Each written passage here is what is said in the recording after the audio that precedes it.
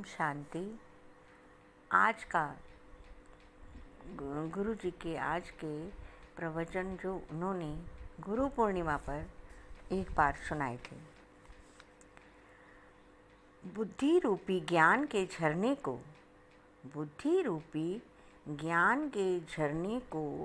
मन रूपी नदी में मिला लें, फिर आत्मा रूपी सागर में उसे डुबो दें। बुद्धि रूपी ज्ञान के झरने को मन रूपी नदी में मिला लें, फिर आत्मा रूपी सागर में उसे डुबो दें। बुद्धि शिष्य है, मन गुरु है, आत्मा परमात्मा है। जब बुद्धि रूपी शिष्य मन रूपी गुरु की शरण चला जाता है, तो फिर उसे परमात्मा रूपी आत्मा तक पहुंचना मुश्किल नहीं।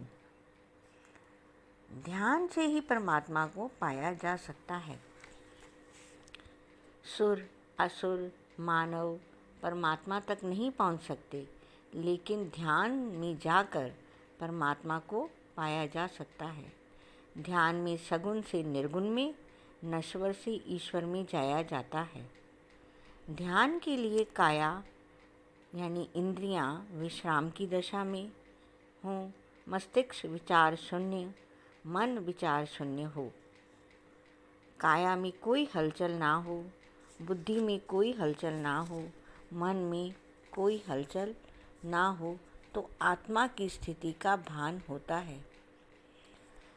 यही भान मोक्ष है, मुक्ति है, क्योंकि आत्मा ही परमात्मा है। यही भान मोक्ष है, मुक्ति है, क्योंकि आत्मा ही परमात्मा है। लेकिन ये तभी संभव है जब काया समाधि की स्थिति में हो, हम अपनी बुद्धि को विचार शून्य करके मन के पास ले जाते हैं, वह भी विचार शून्य हो जाए, और आत्मा तो पहले से ही समाधि की स्थिति में है। जब ये तीनों काया, बुद्धि, मन आत्मा की शरण जाता है, तो परमात्मा के दर्शन हो जाते हैं। ध्यान से 3 प्रकार का स्नान होता है: कायिक, वाचिक और मानसिक। काया पवित्र हो जाती है, ऐसे ही ध्यान से वाणी पवित्र हो जाती है और मन पवित्र हो जाता है। यही गुरु शिष्य का संबंध है। गुरु भी भीतर है, शिष्य भी भीतर है। ओम शांति। गुरु जी को प्रणाम। धन्य हो आप गुरु जी।